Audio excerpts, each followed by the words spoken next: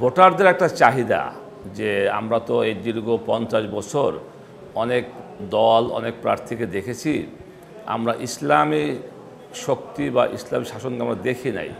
অতএব আপনারা সবাই ঐক্যবদ্ধ হন, আমরা এবার ইসলামী এই জোটকে আমরা ইনশাল্লাহ ভোট দেব। আমরা দেখতে চাই যে ইসলাম ক্ষমতা আসলে তাদের মানে আদর্শ বা তাদের বিষয়টা কীরকম হয়।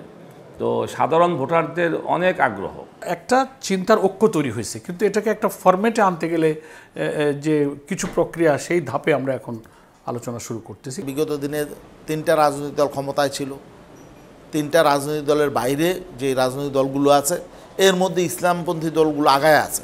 মানুষ চায় এদের মধ্যে একটা ঐক্য, তারা ইসলামপন্থী দলগুলো যদি ঐক্যবদ্ধ হয় তাহলে মানুষের প্রত্যাশা হয়তো পূরণ করা যাবে, এমন মানুষের একটা ভাবনা। এই চিন্তা থেকেই আমরা আসলে ইসলামপন্থীদের একটা বাক্স দেওয়ার চিন্তা আমরা করছি। ইসলামী দল ছাড়াও যে সমস্ত গোষ্ঠী আছে ইসলামের নামে কাজ করছে, নন পলিটিক্যাল গোষ্ঠী, সামাজিক গোষ্ঠী, তারা মস্তক যাদেরকে আমরা বলে থাকি, বিভিন্ন আমার দেশে দীর্ঘদিন ধরেই বিভিন্ন গোষ্ঠী এখানে কাজ করছে, মস্তক নিয়ে কাজ হচ্ছে, পীর মুরিদি আছে, খানকা আছে, খানকা বেশ সাপোর্টার বলয় আছে, সব জায়গায় বাংলাদেশে আছে কম বেশি। আমরা চাচ্ছি যে সব মস্তকগুলো এক হোক, নির্বাচনের প্রশ্নে সব ব্যাপারে একমাত্র সুযোগও নাই, ওর বাস্তবতাও নাই। জামাতের সঙ্গে আমাদের ফরমালি কোনো আলোচনা হয় নাই, তবে জামাত থেকে আমরা আশ্বাস পেয়েছি তারা এই লাইনে আগাবার পক্ষপাতী।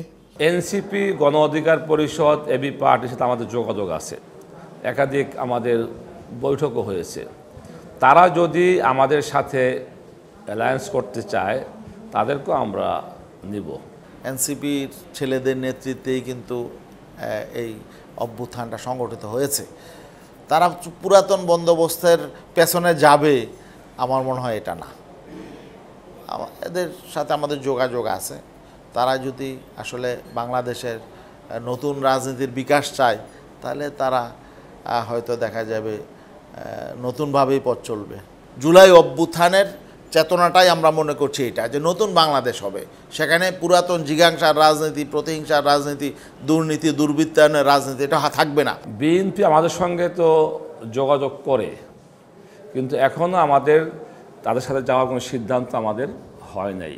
আমাদের সিদ্ধান্ত এখনও আমরা ইসলামপন্থীদের জোট করার দিকে।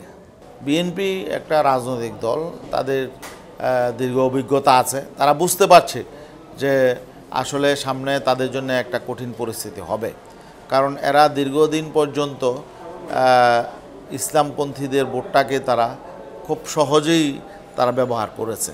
তো সামনে দেখছে এটা সহজে ব্যবহার করা যাবে না।